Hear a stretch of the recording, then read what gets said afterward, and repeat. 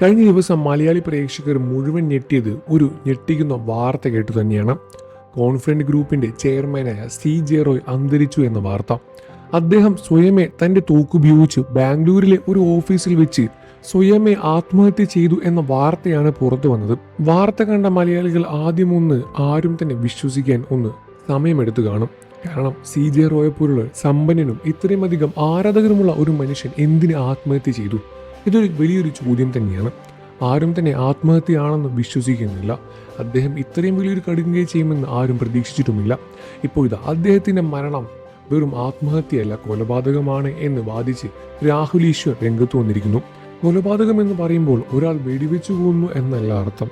പക്ഷേ ഒരുപാട് ഏജൻസികളുടെ കളിയാണ് ഇതിനിടയിൽ നടന്നിരിക്കുന്നത് എന്നാണ് രാഹുൽ ഈശ്വർ തുറന്നു പറഞ്ഞിരിക്കുന്നത്. ഒരുപാട് ഏജൻസികൾ ഇതിനിടയിൽ കളിക്കുന്നുണ്ട്. പലരുടെയും മനുഷ്യരുടെ ജീവന് പോലും ഇത്രയധികം ഭീഷണിയുള്ള കാര്യങ്ങളാണ് നടന്നുകൊണ്ടിരിക്കുന്നത്. CJ റോയെ പോലുള്ള ഒരു സമ്പന്നൻ ഇത് പെട്ടിരിക്കണം എന്നിരുന്നെങ്കിൽ മറ്റു എത്ര പേർ ഇതുപോലെ കുടുങ്ങിക്കാണും. മലയാളികളെ മുഴുവൻ ഞെട്ടിച്ച ഈ ഒരു വാർത്തയിലൂടെ തന്നെ ഇത് വലിയ രൂപത്തിൽ തന്നെ പുറത്തു വരികയാണ്. അദ്ദേഹത്തിന്റെ ജീവിതത്തിൽ സംഭവിച്ച കാര്യങ്ങളെല്ലാം തന്നെ മലയാളി പ്രേക്ഷകർക്ക് വളരെയധികം നന്നായി അറിയാൻ സാധിക്കും. അദ്ദേഹം വളരെ നല്ലൊരു മനുഷ്യനാണ് എന്നും അദ്ദേഹം തൻ്റെ കൂടെയുള്ളവരെയോ അല്ലാത്തവരെയോ ഒന്നും തന്നെ ഇന്നേ വരെ കൈവിട്ടിട്ടില്ല. സാമ്പത്തികമായും മാനസികമായും എല്ലാം തന്നെ അദ്ദേഹം വളരെയധികം സമാധാനം നൽകിയിട്ടുണ്ട്.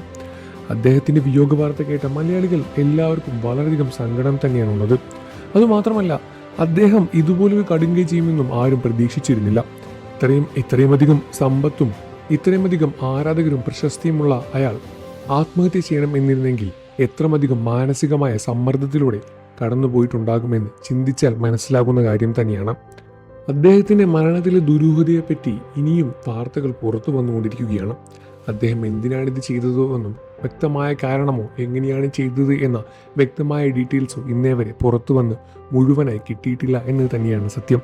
എന്നിരുന്നാലും ആരാധകരും ഒരുപാട് മലയാളികളും ഇതിനിടെ ചോദിച്ചുകൊണ്ടേയിരിക്കുകയാണ്, എന്തിന് അദ്ദേഹം ഈ ഒരു കടുങ്കൈ ചെയ്തു എന്നത്. അതിന് ഉത്തരം എന്ന് ലഭിക്കും എന്ന പ്രതീക്ഷയോടെ കാത്തിരിക്കുകയാണ് മലയാളികൾ. നിങ്ങൾക്ക് എന്താണ് തോന്നുന്നത് എന്ന കാര്യം വീഡിയോയ്ക്ക് താഴെ കമൻറ്റ് ചെയ്ത് പറയുക.